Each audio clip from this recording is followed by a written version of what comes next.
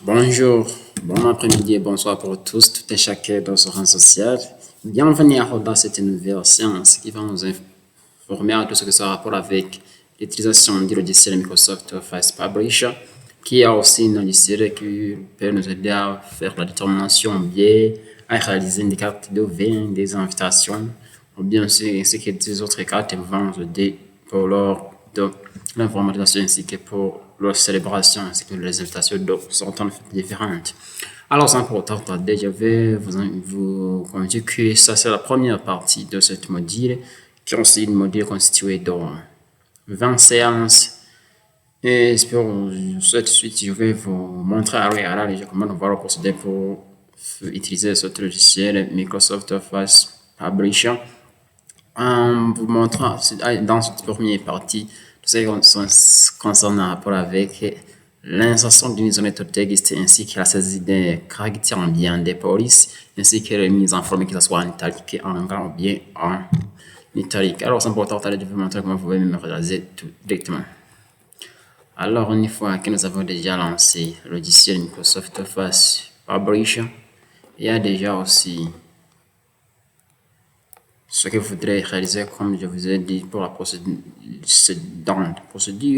je vais vous montrer alors comment vous pouvez procéder pour insérer une zone de texte. Et sans pour autant retarder, je vais vous dire aussi que qu'on ne peut pas écrire aucune chose comme caractère ou bien des polices sur cette feuille dans Microsoft Office Publisher sans pour autant insérer une zone de texte. Alors pour insérer cette zone de texte, vous allez étape par étape. On clique sur toujours. Il faut s'assurer pleinement si vous êtes dans l'onglet insertion. Vous voyez ici là où il y a insertion, tu cliques sur l'onglet insertion. Et puis je veux ici là où il y a dessiner une zone de texte. Vous voyez là où il y a dessiner une zone de texte. Et puis je clique sur dessiner une zone de texte. Et puis je vais cliquer là, je vais y mettre. Vous voyez ici. J'ai une zone de texte. Et puis je vais vous montrer pour la deuxième étape comment pouvoir saisir ou bien écrire des caractères. Ici par exemple je vais écrire invitation. Et que j'ai déjà écrit invitation, mais sans vous voyez que ça vient avec un petit caractère, même si c'est à taille 10. Et il faut aussi augmenter la taille la plus grande possible pour mieux les rendre visibles. Si par exemple je veux augmenter la taille, vous voyez ici que j'ai augmenté leur taille. Je peux même aussi les centrer ou bien je peux le décaler vers le haut, ou bien le décaler vers la gauche, ou bien à droite, ou bien descendre, ou bien à haut. Ça dépend du type de décalage que je voudrais parmi ces trois zones de texte. Comme après je procède pour insérer aussi une autre zone de texte puis écrire ce que je voudrais, je vais toujours cliquer sur l'onglet sélection bien, mais dans laquelle vous pouvez me rencontrer là où il y a dessiné une zone de texte. Et puis je vais dessiner là où je vais écrire. Par exemple, je voudrais écrire une invitation. Là-bas, l'élément c'est une invitation qui soit portée sur, par exemple, un mariage. Je vais me écrire dans des différentes invitations. Je vais dire écrire aussi laisser la famille de n'importe qui A, par exemple, et B, en collaboration avec, c'est en collaboration avec la famille aussi, sauf dans la famille qui vont se barrer entre ces deux, qui vont pour participer au mariage, marier son nièce, vous voyez que c'est, ainsi que la famille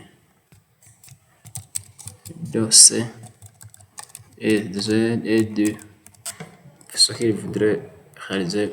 Je vais même faire cette modification à partir de ce que j'ai écrit ici. Je vais le sélectionner alors pour augmenter la taille. Vous voyez ici, je peux l'augmenter. J'ai déjà augmenté la taille pour les mieux rendre visible au moins. Alors, je peux même aussi changer les couleurs, les tailles en bien. Je peux même aussi les centrer ou bien les mettre en italique et que ça soit en gras. Comment que je procède à l'étape de cette procédure? Alors, quand on a déjà sélectionné tout ce que je voudrais modifier, je peux cliquer sur cette lettre G. Vous voyez ici là où il y a la lettre G dans l'anglais, qui est bien format pour le mettre en gras. Je vais cliquer sur cette lettre I pour le mettre en italique. Vous voyez que je l'ai tout décalé en italique. Vous voyez tous ce que j'ai sélectionné. Et je peux même mettre sur S, souligner. Vous voyez, vous pouvez le souligner tous. Vous voyez que j'ai tout souligné.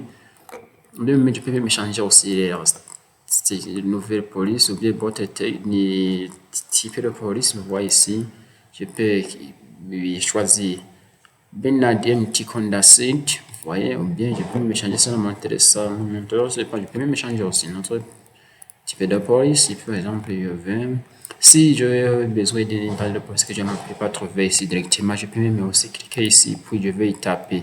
Voici, si je clique, je vais cliquer par exemple Time New Roman. Alors pour faire tout cela, je sélectionne ce que je rencontre ici et puis je vais cliquer par exemple si je voudrais Time New Roman, je clique sur Time New Roman, vous voyez qu'il y a déjà Time New Roman automatiquement, puis je vais confirmer en cliquant sur Time New Roman. Vous voyez que j'ai déjà tout ce qui sont en Time New Roman et aussi en italique ainsi que en gras.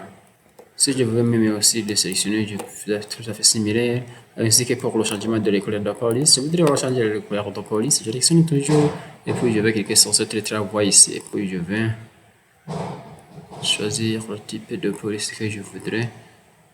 Vous voyez ici, par exemple, je le mets à rouge, ça devient rouge, tout aussi. Ça, tout à fait similaire pour le changement de ce titre aussi.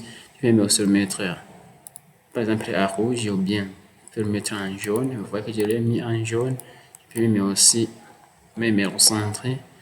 Vous voyez ici, ce que sur centre. Je peux même aussi le mettre en gras, ou bien aussi en italique, comme nous avons vu pour cette aussi suivante saisie de texte. Je peux même aussi le souligner.